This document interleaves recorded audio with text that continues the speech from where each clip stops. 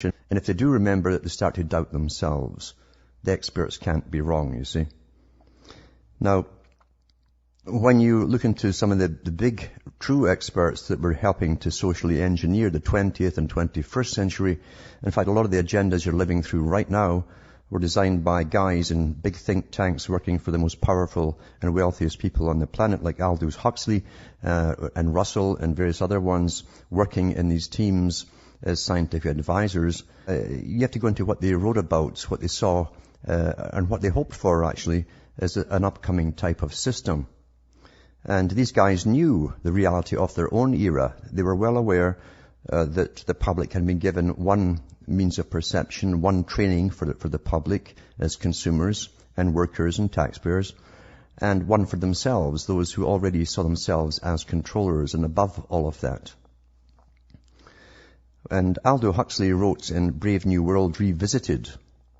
And for those who've never read Brave New World or seen the movies, I suggest you get it, because the man knew what he was talking about. He wasn't imagining things. He worked with very intelligent people in top world think tanks that helped to design the kind of social engineering that we taught to everyone in the latter part of the 20th century into the 21st. And in Brave New World Revisited, which is a kind of non-fictional takeoff, where he explains how all of the stuff in Brave New World could actually be done, and a lot of it was already being done by the time he wrote the follow-up to it. You can see for yourself that he wasn't guessing, he wasn't grabbing in the dark and coming out with handfuls of nothing. He knew what was in there and what was going to be. But in Brave New World Revisited, he says, children, he adds, are living, talking records of what we tell them every day. And in due course, these living, talking records of television commercials will grow up, earn money, and buy the products of industry.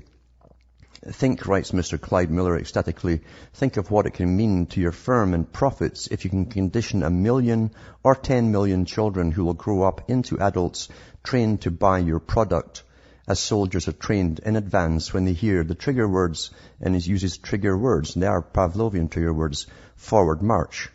Yes, just think of it.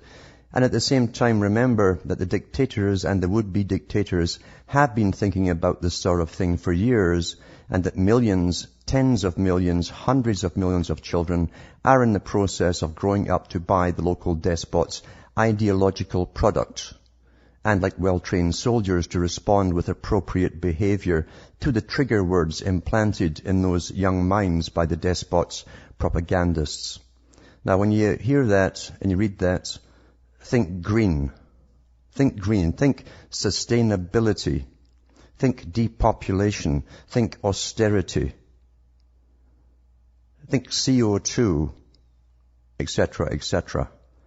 Because that's really what they've come up with out of that kind of ideology that he was discussing right there. They've given a whole generation, a young generation, and an absolute indoctrination into, again, an alternate reality for a new era. And it reminds me too of Mao Zedong's little red book, when you see the old videos of China under his era. And you see millions of them in their square holding up their little red book and chanting from it in unison. And that's ideological indoctrination par excellence. And we can get the same kind here in the West, and we do. We get it all the time. But they needed a unified, universal education system to do so. In a sense, we can all be utterly mad as long as we all get the same mad indoctrination. Then you can compare your mad notes, never realizing you're all mad, because you're all mad at the same time. Quite simple, isn't it? Quite simple.